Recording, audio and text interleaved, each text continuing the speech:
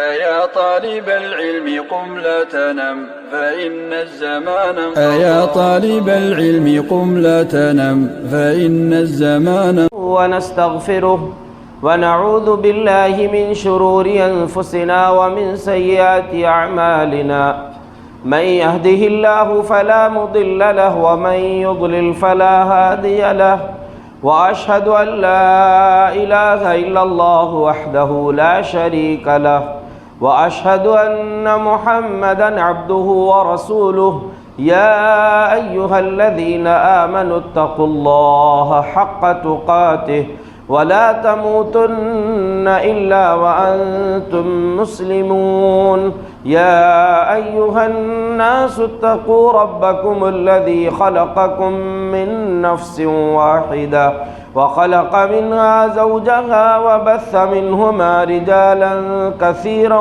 ونساء واتقوا الله الذي تساءلون به والأرحام إن الله كان عليكم رقيبا يا أيها الذين آمنوا اتقوا الله وقولوا قولا سديدا يصلح لكم أعمالكم ويغفر لكم ذنوبكم ومن يطع الله ورسوله فقد فاز فوزا عظيما أما بعد فإن خير الحديث كتاب الله وخير الهدي هدي محمد صلى الله عليه وسلم وشر الأمور محدثاتها وكل محدثة بدعة وكل بدعة ضلالة وكل ضلالة في النار أعوذ بالله من الشيطان الرجيم بسم الله الرحمن الرحيم ادخلوا الجنة أنتم وأزواجكم تحبرون يطاف عليهم بصحاف من ذهب وأكواب ولكم فيها ما تشتهيه الأنفس وتلذ الأعين وأنتم فيها خالدون اللهم صل على محمد وعلى آل محمد كما صليت على إبراهيم وعلى آل إبراهيم إنك حميد مجيد اللهم بارك على محمد وعلى آل محمد كما باركت على إبراهيم وعلى آل إبراهيم إنك حميد مجيد رب اشرح لي صدري ويسر لي أمري واحلل عقدة من لساني يفقهوا قولي اللهم انفعنا بما علمتنا وعلمنا ما ينفعنا وزدنا علما سبحانك لا علم لنا إلا ما علمتنا إنك أنت العليم الحكيم رمضان کا مہینہ اختتام کے قریب ہے۔ اس مہینے کا روزہ اللہ رب العالمین نے جو فرض کیا اس کا مقصد بتایا لعلکم تتقون، تاکہ تم متقی بن جاؤ۔ قرآن میں اللہ رب العزت نے کئی ایک انداز میں مختلف مقامات پر یہ بات بتائی ہے جنت کے تعلق سے، اعدت للمتقین، یہ جنت جو ہم نے تیار کیا ہے یہ متقی لوگوں کے لیے تیار کی گئی ہے۔ ایک جگہ فرمایا تلک الجنۃ التی نورثها من عبادنا من کان تقیا، یہ ہے وہ جنت جس کا وارث ہم ان کو بنائیں گے اپنے بندوں میں سے جو متقی اور پرہیزگار ہیں۔ اللہ رب العالمین نے اپنے بندوں کے لیے جو جنت بنایا ہے وہ تمناؤں کے پورا ہونے کی جگہ ہے، انسان کی خواہشات اور اس کے ارمان کے مکمل ہونے کی جگہ ہے، جس کے لیے اس کے مقام کو بیان کرتے ہوئے اللہ رب العالمین نے قرآن میں بتایا ہے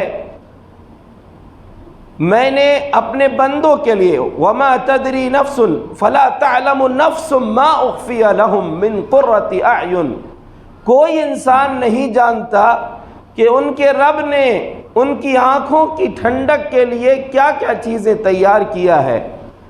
صحیح مسلم میں ہے ایک مرتبہ موسیٰ علیہ السلام نے اللہ رب العزت سے سوال کیا، اے اللہ سب سے آخر میں جنت میں جانے والے کو کتنی جگہ ملے گی؟ تو اللہ رب العالمین نے بتایا کہ جو سب سے آخر میں آئے گا جنت میں جانے کے لیے، اللہ رب العالمین اس کو حکم دے گا جنت میں چلے جاؤ۔ وہ دیکھے گا تو کہے گا یا اللہ سب لوگ اپنی اپنی جگہ پر پہنچ چکے ہیں، لوگوں کو ان کا ٹھکانہ مل چکا ہے، اسے ایسا لگے گا کہ جنت بھر گئی ہے، اب جگہ نہیں بچی۔ اللہ فرمائے گا کہ ذرا بتا کیا تو اس بات پر خوش ہے ان لک ملک ملک، کہ تجھے اتنی جنت مل جائے جو کسی بادشاہ کی ملکیت ہوتی ہے؟ تو کہے گا ہاں اللہ میں خوش ہوں۔ اللہ فرمائے گا جا تیرے لیے اتنا ہے، پھر اتنا ہے، 5 مرتبہ اللہ اس سے کہے گا کہ جا تو ایک بادشاہ کی بادشاہت ہوتی ہے اتنا حصہ میں تجھ کو جنت میں دیتا ہوں، اس کے مثل 5 مرتبہ۔ پھر آگے اللہ تبارک و تعالیٰ فرمائے گا جو تیرا دل چاہے گا وہ سب تجھ کو ملے گا۔ تو اللہ رب العالمین سے موسیٰ علیہ السلام نے فرمایا اے اللہ پھر جو سب سے اعلیٰ درجے کے جنتی ہیں ان کا مقام کیا ہوگا؟ جب آخر میں جنت میں جانے والے کو اتنا ملے گا تو جو سب سے اعلیٰ درجے کے جنتی ہیں ان کو کیا ملے گا؟ تو اللہ کے رسول صلی اللہ علیہ وسلم کا فرمان، اللہ فرماتا ہے کہ اللہ رب العزت نے موسیٰ علیہ السلام کو جواب دیا اعددت لکرامتہم بیدی، وہ جو سب سے اعلیٰ جنتی ہوں گے ان کی عزت کا سامان میں اپنے ہاتھ سے تیار کروں گا، ان کے لیے جو جنت میں جو نعمتیں ہوں گی میں اپنے ہاتھ سے ان کے لیے تیار کروں گا۔ اپنے ہاتھ سے تیار کرنے کا مطلب یہ ہے کہ پوری کائنات کا خالق اکیلا اللہ ہے، لیکن جس چیز کے لیے اللہ یہ کہے کہ میں اپنے ہاتھ سے اس کو بناؤں گا اس کا مقام کتنا اونچا ہوگا، وہ کتنی اعلیٰ ترین چیز ہوگی جس کو اللہ رب العالمین اپنے ہاتھ سے بنانے کی بات کہے۔ اللہ رب العالمین نے جنت میں بے شمار نعمتیں رکھا ہے۔ دیکھیے اس رمضان کا مقصد آپ سمجھ لیں، رمضان کا مقصد ہے، روزے کا مقصد آپ متقی بن جائیں، اور متقی جب بن جائیں گے اللہ کے پسندیدہ ہو جائیں گے تو اللہ رب العالمین کی جنت آپ کا انتظار کر رہی ہے۔ دیکھیں اللہ رب العالمین کے سامنے سب کو حاضر ہونا ہے۔ پیارے نبی صلی اللہ علیہ وسلم نے فرمایا ما منکم من احد الا سیکلمہ ربہ لیس بینہ وبینہ ترجمان، تم میں سے ہر آدمی سے اللہ رب العزت قیامت کے دن بات کرے گا، ڈائریکٹ اللہ سے بات چیت ہوگی، اللہ اور بندے کے بیچ میں کوئی ٹرانسلیٹر نہیں ہوگا کہ بندے کو کچھ سمجھ میں نہیں آیا جواب دیتے نہیں بن رہا ہے، اللہ سوال کرے گا بندہ جواب دے گا۔ پھر انسان جب دائیں طرف دیکھے گا اس کو عمل دکھیں گے، بائیں طرف دیکھے گا عمل دکھیں گے، وَيَنْظُرُ بَيْنَ يَدَيْهِ فَلَا يَرَى إِلَّا النَّارَ تِلْقَاءَ وَجْهِهِ، سامنے جب دیکھے گا تو جہنم کی دہکتی ہوئی آگ ہوگی۔ فَاتَّقُوا النَّارَ وَلَوْ بِشِقِّ تَمْرَةٍ، لوگو جہنم سے بچ جاؤ چاہے کھجور کا ایک ٹکڑا دے کر کیوں نہ ہو۔ اور دوسری روایت میں فَاتَّقُوا النَّارَ وَلَوْ بِكَلِمَةٍ طَيِّبَةٍ، جہنم سے اپنے آپ کو بچا لو، جہنم سے بچنے کا انتظام کر لو چاہے ایک میٹھا اور بہترین بول کر کے۔ کیا مطلب؟ جنت تک پہنچنا ہے، جہنم سے بچنے کے لیے اگر اللہ نے آپ کو دولت سے نوازا ہے تو اپنی دولت کو صحیح جگہ پر خرچ کیجئے، اللہ رب العالمین اس کا بہترین بدلہ آپ کو دے گا۔ اور دولت نہیں ہے، اللہ نے جو زبان دیا ہے اس زبان کا استعمال صحیح کر لیں، اس زبان سے کسی کو تکلیف نہ دیں، اس زبان سے رب سے جنت مانگ لیں، اور جنت اگر مانگ لیں گے اللہ کے رسول صلی اللہ علیہ وسلم کا فرمان ہے جب کوئی بندہ 3 مرتبہ اللہ سے جنت کا سوال کر لیتا ہے جنت خود کہتی ہے اللہ اس کو جنت میں داخل کر دینا۔ یہ تجھ سے میرے بارے میں سوال کر رہا ہے، مجھ کو مانگ رہا ہے اللہ اس کو جنت کا مستحق بنا دینا۔ اور جہنم سے جو پناہ مانگتا ہے جہنم خود اللہ سے کہتی ہے اے اللہ جب یہ تیرا بندہ یہ تیری بندی مجھ سے پناہ مانگ رہے ہیں تیری، ان کو مجھ سے پناہ دے دے، میرے اندر ان کو نہیں آنے دینا۔ اللہ رب العالمین کا فضل اپنی زبان سے مانگے، لوگوں کے کام آئیں، اپنی زبان کو میٹھا استعمال کریں، کسی کو تکلیف نہ دیں، اس زبان کا صحیح استعمال بھی آپ کو جنت تک پہنچا سکتا ہے، اس جنت کی قیمت کو آپ ادا نہیں کر سکتے۔ ایسی لازوال نعمت ہے، ایسی نعمت ہے جس میں زوال بھی نہیں ہے اور جس کا کوئی ثانی بھی نہیں ہے، جس کا تصور بھی انسان نہیں کر سکتا۔ اللہ کے بندو، اگر آپ قرآن پڑھیں گے، آپ حدیثیں پڑھیں گے، آپ کو بے شمار تذکرہ جنت کا ملے گا۔ قرآن میں بہت ساری جگہ آپ جیسا کہ پڑھتے ہیں، سنتے ہیں، بار بار جنت کا ذکر آتا ہے۔ میں نے سورہ زخرف کی کچھ آیتیں بھی آپ کے سامنے پڑھی۔ ان آیتوں سے پہلے اللہ نے دوستوں کا تذکرہ کیا ہے۔ بہت سارے لوگ دوستی کی بنیاد پر جہنم کے مستحق ہو جائیں گے۔ ابو طالب کا واقعہ آپ نے سنا ہوا ہے، مرتے دم نبی صلی اللہ علیہ وسلم نے ان کو توحید کی دعوت دی، بلکہ حدیث میں یہ ہے کہ جب ان کی موت کے، ان کی آخری لمحات کی خبر آپ صلی اللہ علیہ وسلم کو ملی، زندگی کے آخری سانسیں باقی ہیں، آپ گھر تشریف لے گئے تو دیکھا کہ ان کا کمرہ بھرا ہوا ہے۔ دروازے سے کھڑے ہو کر کہا، یا عمی قل لا الہ الا اللہ، چچا جان ایک مرتبہ لا الہ الا اللہ کہہ دیں۔ لیکن کوئی رسپانس نہیں ملا۔ کوشش کرے کہ آپ اندر ان کے قریب پہنچ گئے، قریب پہنچے تو کہا، یا امی، اے چچا جان ایک بار میرے کان میں بول دو، میں آپ کے لیے اللہ کے یہاں گواہی پیش کروں گا۔ لیکن ان کے جو دوست، ان کے ساتھی جو مکہ کے بڑے سردار بیٹھے ہوئے تھے، انہوں نے کہا کہ اب آخری دم، آخری سانسوں میں اپنے باپ دادا کے دین سے پھر جاؤ گے۔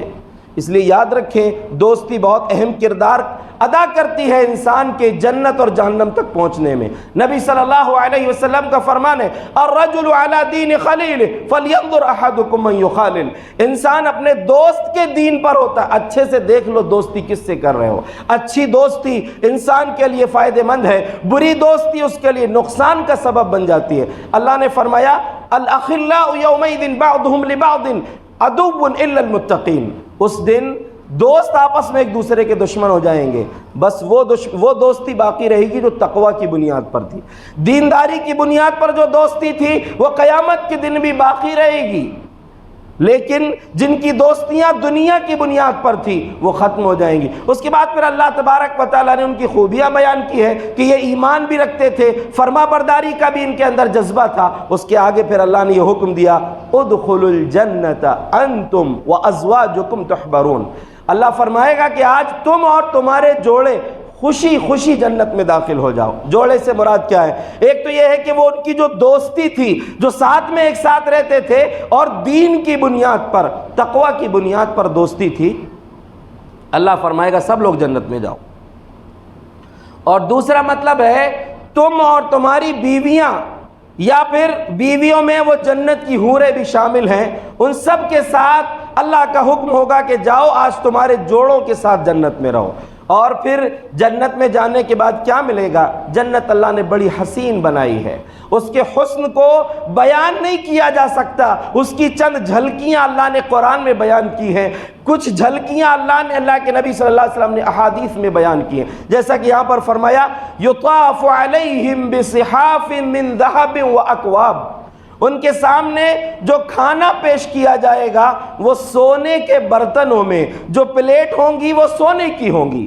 سونا ابھی استعمال کرنا، سونے کے برتنوں میں، چاندی کے برتنوں میں کھانا پینا حرام ہے، منع کیا اللہ رب العالمین نے۔ لیکن جنت میں یہ اللہ کی نعمتیں ہوں گی، سونے کی پلیٹ، 1 تولہ سونا لینے کو آج انسان سوچتا ہے، 1 تولہ، سوچئے پلیٹیں سونے کی ہوں گی، وہ اکواب، اور ساتھ میں جو پانی پینے کے برتن ہوں گے وہ بھی سونے کے ہوں گے، پلیٹ بھی سونے کی، کھانے کے برتن بھی سونے کے، پینے کے برتن بھی سونے کے ہوں گے۔ یطاف علیہم بصحاف واکواب، بصحاف من ذہب واکواب، اور پھر آگے اتنا ہی نہیں، وَلَكُمْ فِيهَا مَا تَشْتَهِيهِ الْأَنفُسُ، تم کو اس میں وہ سب کچھ ملے گا جو تمہارا دل چاہے گا، اگر تمہاری منشا کچھ اور چاہے گی وہ سب تم کو ملے گا۔ وَتَلَذُّ الْأَعْيُنِ، ایسی ایسی نعمتیں ملیں گی کہ آنکھوں کو لذت ملے گی۔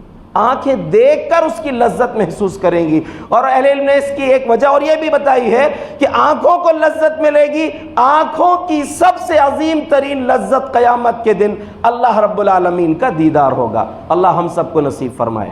جنت اتنی قیمتی ہے، اس کی چند جھلکیاں پر بتائی جا سکتی ہیں جنت کیسی ہوگی۔ نبی صلی اللہ علیہ وسلم نے فرمایا لبنۃ من فضہ ولبنۃ من ذہب، ایک اینٹ، وہ جو بلڈنگ اس کی بنی ہے، جنت کے محلوں کی جو بلڈنگیں ہوں گی، وہ جنت کے محل جو ہوں گے، ایک اینٹ سونے کی اور ایک اینٹ چاندی کی ہوگی، ایک اینٹ سونے کی ایک اینٹ چاندی کی۔ اب وہ اینٹوں کو جوڑنے کے لیے ملاتھا المسک، اس کو جو گارا لگتا ہے اینٹوں کو جوڑنے کے لیے وہ مشک کا ہوگا، مشک سے ان اینٹوں کو جوڑ کر جنت کے محل بنائے جائیں گے، اور وہاں موتیاں زمین پر بکھرے ہوئے ہوں گے۔ ان کی اللہ تبارک و تعالیٰ نے ایسی عالی شان وہ جنت بنایا ہے، انسان کے تصور سے باہر ہے۔ اب یہ جنتوں میں جو لوگ جائیں گے، اللہ نے ان کی خوبصورتی کو کتنے اعلیٰ انداز میں نبی کی زبانی بیان فرما دیا۔ پیارے نبی صلی اللہ علیہ وسلم نے فرمایا اول زمرۃ تلج الجنہ، پہلا گروپ جو جنت میں جائے گا، اللہ ہم سب کو ان خوش نصیبوں میں شامل فرما دینا۔ پہلا گروپ جو جنت میں جائے گا، صورتہم علی صورت البدر لیلۃ القدر، ان سب کے چہرے 14ویں رات کے چاند کی طرح روشن ہوں گے۔ جو پہلا گروپ جنت میں جائے گا ان سب کے چہرے 14ویں رات کی طرح چمک رہے ہوں گے۔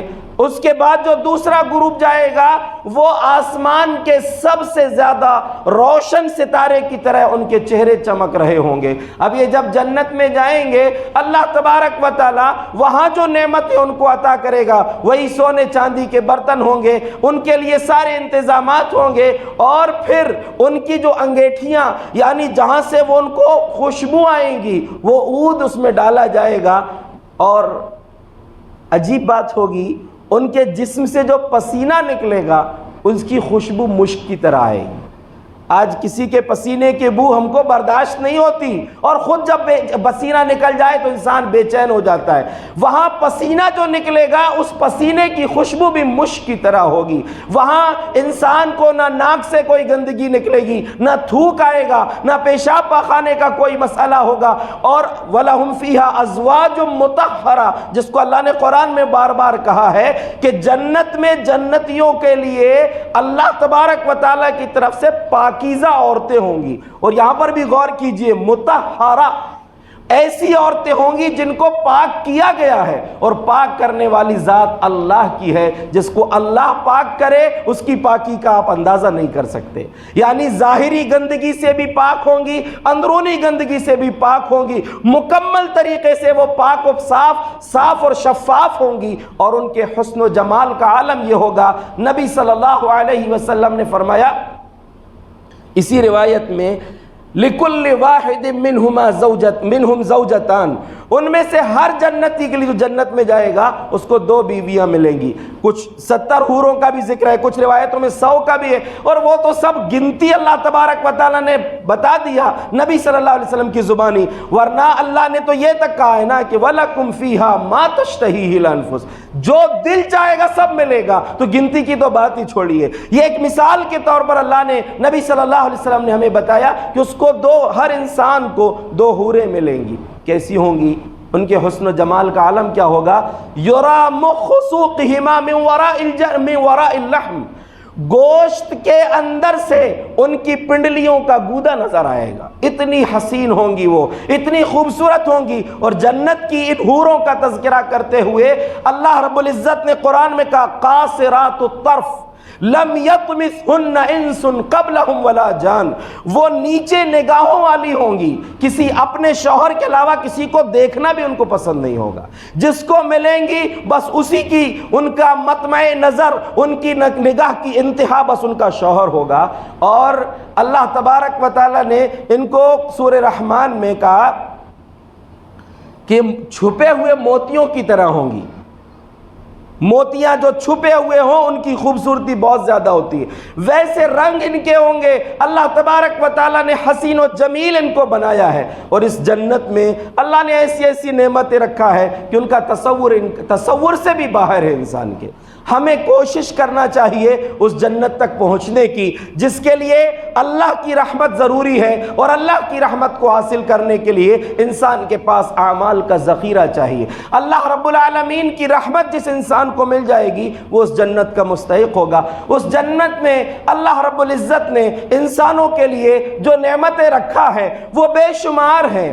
جنت کی نعمتوں کو حاصل کرنے کے بعد جنتی جنت میں خوش ہوں گے۔ یہاں پر انسان کو آج کے دور میں بالخصوص کچھ چیزیں ایسی ہیں جو خالص مل جائیں بڑی مشکل ہو چکی ہے۔ دودھ خالص ملنا مشکل ہے، شہد خالص ملنا مشکل ہے، لیکن اللہ تبارک و تعالیٰ نے جنت میں یہ کچھ مقدار میں نہیں، بلکہ اللہ تبارک و تعالیٰ نے فرمایا مثل الجنة التي وعد المتقون فيها أنهار من ماء غير آسن وأنهار من خمر لذة للشاربين وأنهار من عسل وأنهار من لبن لم يتغير طعمه وأنهار من عسل مصفى۔ جنت میں نہریں ہوں گی، ایسے پانی کی جو خراب ہونے والا نہیں ہے، ایسے خالص دودھ کی نہریں ہوں گی جو جس کا مزہ کبھی بدلے گا نہیں، وہ دودھ کبھی خراب نہیں ہوگا۔ وہاں شراب ہوگی، اور شراب کیسی ہوگی؟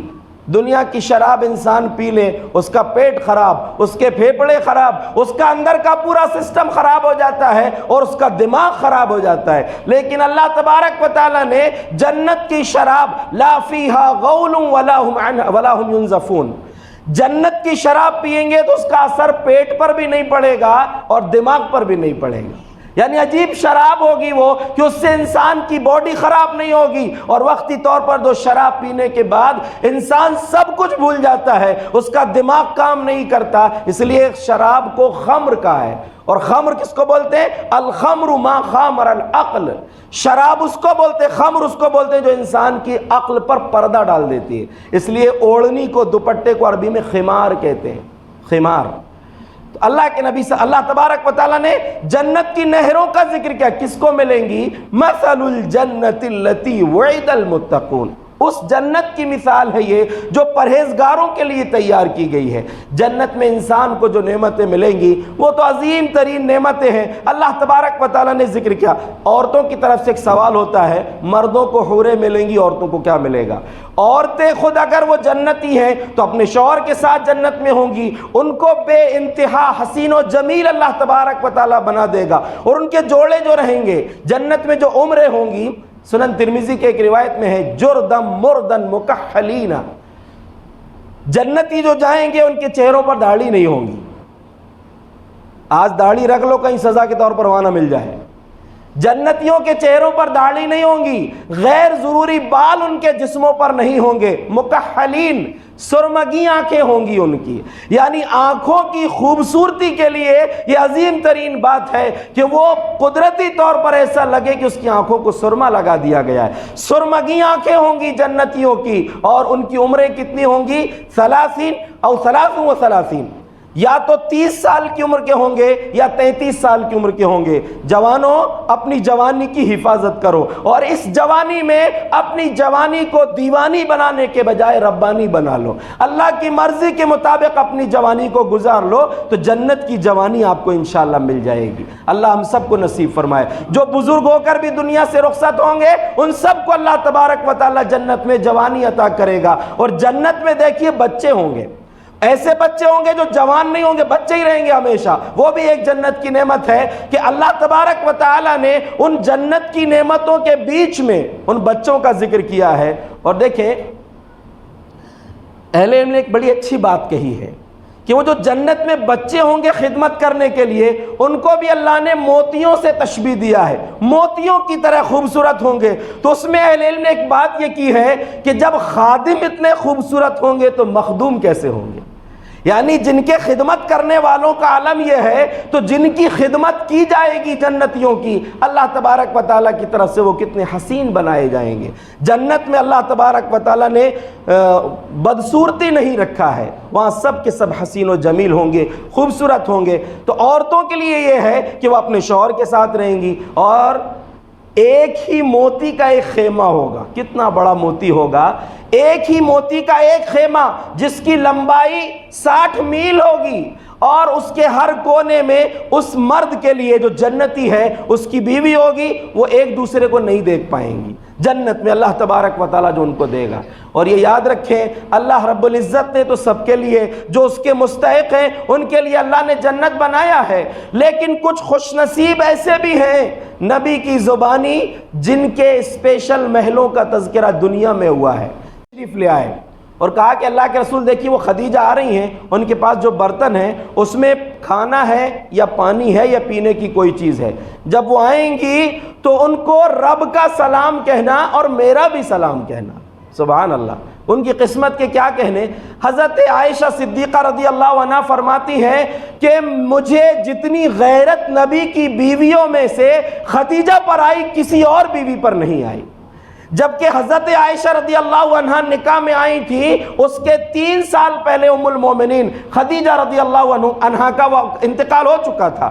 کہتی ہے لیکن جتنی غیرت ان کے بارے میں آئی کسی اور بیوی پر اتنی غیرت نہیں آئی. اتنا یاد کرتے تھے آپ ان کو. کیوں یاد کرتے تھے؟ ایک مرتبہ پوچھ لیا تو کہا کہ خدیجہ خدیجہ خدیجہ تھی.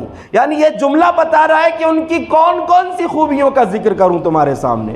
وہ تو خوبیوں کا مجسم تھی، اس لیے میرے پاس اس کا یہ مقام ہے. اور کہتی ہیں کہ اللہ کے رسول صلی اللہ علیہ وسلم، اب سوچئے 3 سال گزر چکے ہیں بیوی کے انتقال کو، اور اس کے بعد جو جتنی زندگی آپ کی رہی، فرماتی ہے جب بھی آپ بکری ذبح کرتے تو بکری کا زیادہ تر گوشت ام المومنین خدیجہ رضی اللہ عنہ کی سہیلیوں کے پاس بھیج دیتے تھے. اور تعجب کی بات یہ ہے کتنا گوشت بھیجتے تھے، ما یسعہن، تھوڑا سا نہیں دے دیے نام کرنے کے لیے، اتنا دیتے تھے کہ ان کی ضرورت پوری ہو جائے. اتنا گوشت خدیجہ رضی اللہ عنہ کی سہیلیوں کے پاس بھیجتے تھے.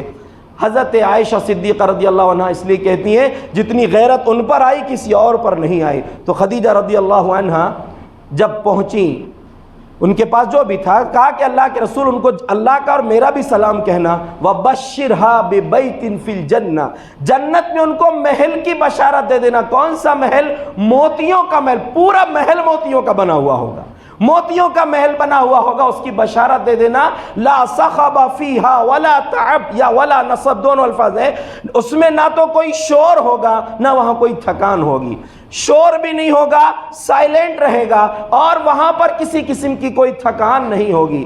اہل علم نے اس کے لیے ایک بات کہی ہے کہ چلیے موتیوں کا محل نیک تھی، نبی کی بیوی تھی، خود نیک تھی، خاموش کیوں رہے گا وہ محل؟ تو اس کی وجہ یہ بتائی گئی ہے کہ حضرت خدیجہ رضی اللہ عنہ اپنے شوہر کے ساتھ جو اتنی لمبی زندگی گزاری، پورے اس ازدواجی زندگی کے اس دور میں تقریباً 25 سال کا عرصہ رہی، کبھی بھی نبی صلی اللہ علیہ وسلم سے زور سے نہیں بولی. جبکہ مقام یہ تھا کہ مالدار خاتون تھی، اپنا سارا مال اللہ کے رسول صلی اللہ علیہ وسلم کے لیے وقف کر دیا تھا، لیکن کبھی زور سے اپنے شوہر سے نہیں بولی. اللہ نے وہ مقام اسی بنیاد پر ان کو عطا کیا.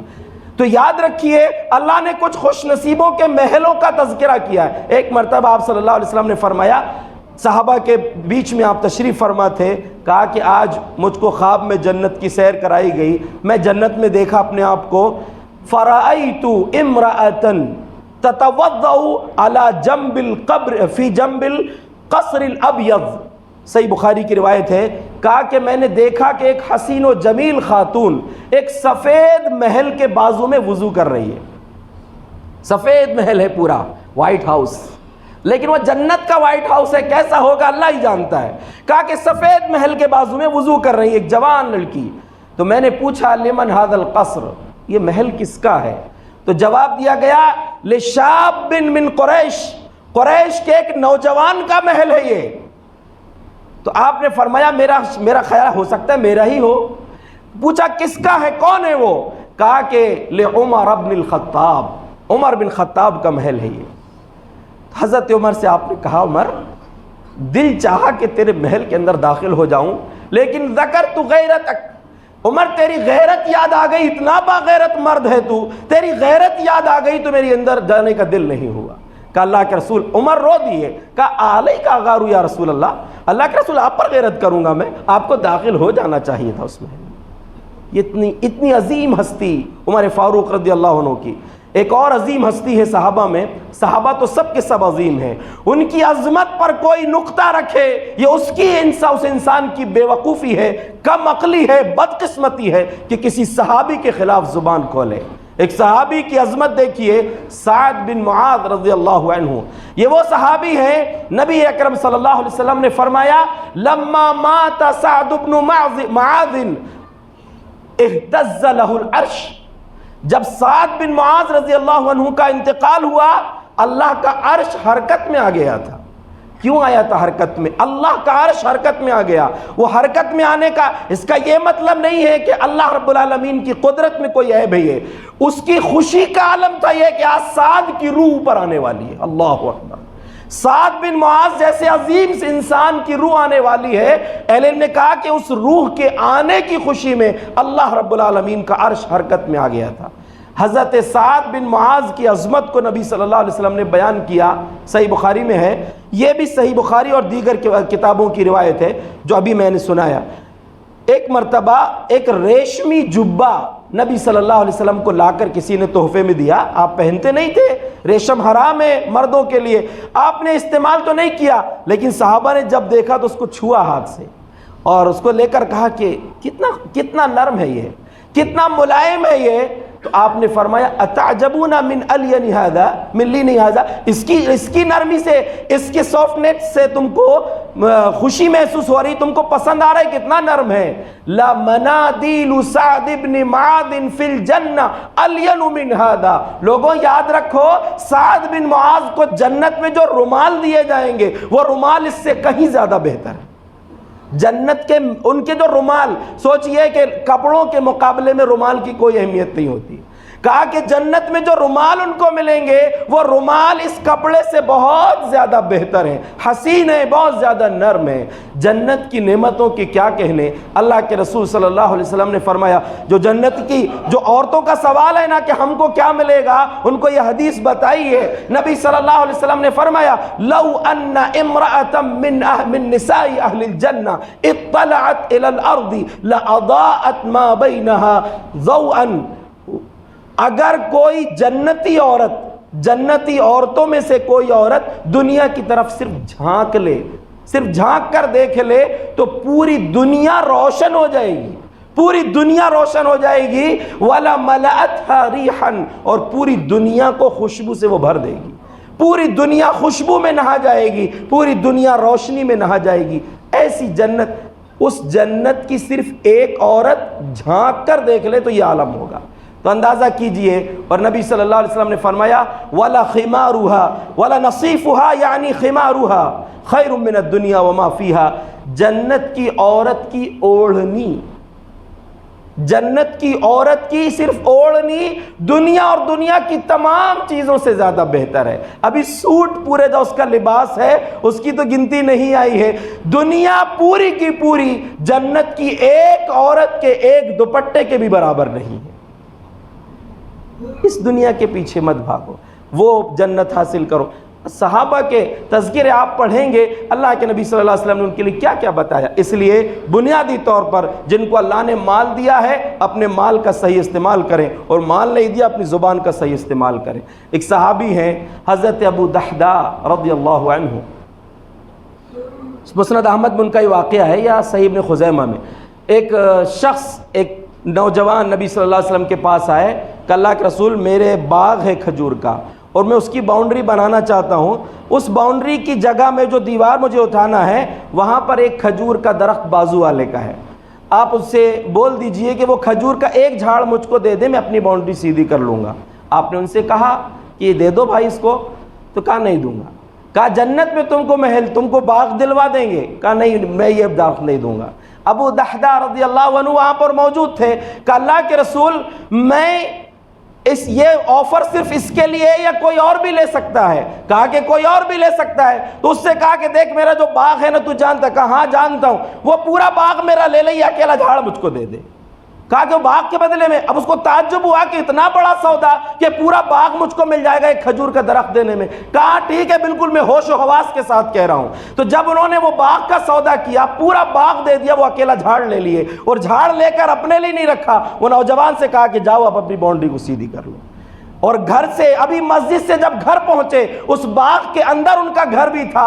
اب وہ باغ جنت کے لیے سودا کر چکے ہیں تو اپنی بیوی کو باہر سے آواز دیا, یا ام الدحدہ اخرجی, اے ام دحدہ باہر آ جا, یہ باغ اپنا نہیں ہے. اب کہا کیا ہوا, کس کو بیچ دیے؟ کہا جنت کے بدلے بیچ چکا ہوں. قربان جائیے اس خاتون کے جذبے پر. کہا کہ ربح البیع یا ابا الدحدہ, ابو دحدہ کتنا اچھا سودا کر کے آئے ہو.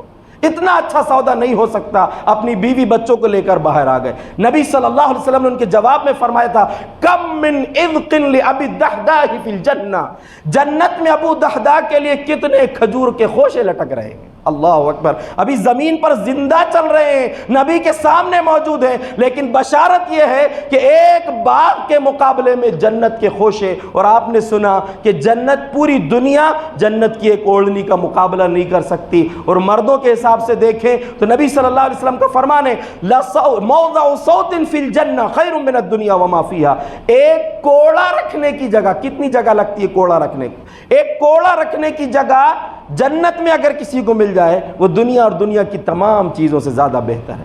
ایسی جنت ہے وہ. ایسی جنت کے لیے اللہ کیا بول رہا ہے, ادخلوا الجنت انتم وازواجکم تحبرون, اکیلے مت آؤ, میری جنت میں آؤ, جوڑوں کے ساتھ آؤ. اور اللہ کی نعمت دیکھیں کہ قیامت کے دن جو درجات میں فرق ہوگا, ماں باپ اونچے ہیں بچے نیچے ہیں, یا ماں باپ نیچے ہیں بچوں کا درجہ اونچا ہے. جو سب سے اونچا درجہ خاندان میں, رشتہ داروں میں جو صاحب ایمان جو جنتی ہوں گے, ان میں سے سب سے اونچا درجہ جس کا ہوگا, سب کو اللہ پاک وہیں پہنچا دے گا, سب کو اس درجے تک پہنچا دے گا. اسی لیے وتھ فیملی جنت میں جانے کی کوشش کیجئے. آپ دنیا میں کوئی جگہ گھومنے جاتے ہیں, وتھ فیملی جاتے ہیں, اپنے بچوں کو بیوی کو گھماتے ہیں, وتھ فیملی جنت میں جانے کی کوشش کیجئے. وہ ایسی جگہ ہے کہ دنیا کے کسی بھی حسین علاقے میں چلے جاؤ, کبھی نہ کبھی تو وہاں سے لوٹنے کا دل ہوگا, بور ہو جاؤ گے. لیکن جنت کیسی ہوگی, وہاں سے نکلنے کی بھی دل نہیں چاہے گا انسان, خواہش ہی نہیں ہوگی یہاں سے واپس نکلیں. اور کچھ باتیں بولنا تھا, وقت زیادہ ہو گیا. بس ایک بات, اللہ جنت میں پوچھے گا اور کچھ ہونا کیا, اپنے جنتیوں سے پوچھے گا اور کچھ ہونا کیا. جنتی کہیں گے الم تبیض وجوہنا وتنجنا من النار, اللہ تو نے ہم کو چہروں کو روشن کیا, جہنم سے نجات دیا, جنت میں داخل کیا, اب کیا چاہیے. تو اللہ اپنے نور کے پردوں کو ہٹا دے گا. فما اعطوا شیئا احب الیہ من النظر الی اللہ عز وجل. جب نور کے پردے ہٹیں گے تو جنت کی ساری نعمتیں پھیکی پڑ جائیں گی اللہ کے دیدار کے سامنے. وہ سب سے عظیم دیدار, سب سے عظیم نعمت ہوگی جو اللہ رب العالمین کا دیدار ہوگا. اور آخر میں ایک حدیث صحیح مسلم کی ہے کہ اللہ رب العالمین جنتیوں سے کہے گا, اللہ ہم سب کو ان خوش نصیبوں میں شامل فرما دینا. جنتیوں سے اللہ کہے گا ان لکم ان تصحوا فلا تسقموا ابدا, اب تم ہمیشہ صحت مند رہو گے, کبھی بیمار نہیں ہوگے. وان لکم ان تنعموا فلا تبأسوا ابدا, ہمیشہ نعمتیں ملتی رہیں گی, کبھی مایوس اور کبھی محروم نہیں کیے جاؤ گے. وان لکم ان تشبوا فلا تحرموا ابدا, اور اب ہمیشہ تم جوان رہو گے, کبھی بوڑھے نہیں ہوگے. وان لکم ان تحیوا فلا تموتوا ابدا, اب ہمیشہ زندہ رہو گے, کبھی موت نہیں آئے گی. یہ عظیم ترین جنت ایک جملے کے بدلے میں مل سکتی ہے. نبی صلی اللہ علیہ وسلم نے فرمایا قیامت کے دن ایک سب سے کم تر عذاب والے سے اللہ پوچھے گا, بتا جہنم کے عذاب سے بچنے کے لیے تو کیا دے سکتا ہے. پوری دنیا دے دے گا, بالکل دے دوں گا, اللہ سب لے لے لیکن مجھ کو نجات دے دے. اللہ فرمائے گا اس سے آسان چیز تجھ سے میں نے مانگا تھا کہ تو میرے سوا کسی اور کی عبادت نہیں کرنا, شرک نہیں کرنا, تو اس کا انکار ہی رہا. شرک نہ کیا ہوتا, توحید لے کر آ جاتا تو میں جنت تجھ کو ویسی دے دیتا. تو اللہ کے بندو, اللہ نے ایمان والا بنایا ہے, صاحب ایمان بنایا, اس کی قدر کیجئے, اور جس قدر ہو سکے اپنے لیے نیکیوں کا ذخیرہ جمع کر کے اپنے آپ کو رب کی رحمت کا مستحق بنا لیجئے. اللہ رب العالمین اس رمضان کی برکت سے ہماری زندگیوں کو بدل دے, ہماری زندگیوں میں انقلاب لا دے. اللہ تبارک و تعالی ہماری جو بے راہ روی والی زندگی ہے اس کو بدل کر صراط مستقیم پر ہماری زندگی کو گامزن فرما دے. اللہ رب العالمین ہر قسم کی آفات اور بلاؤں سے ہم سب کی حفاظت فرما, فتنوں سے ہم سب کی حفاظت فرما. اور اللہ رب العالمین دنیا سے جب رخصتی کا وقت آئے تو ایمان کے ساتھ دنیا سے رخصتی ہو. آمین. وآخر دعوانا ان الحمدللہ رب العالمین.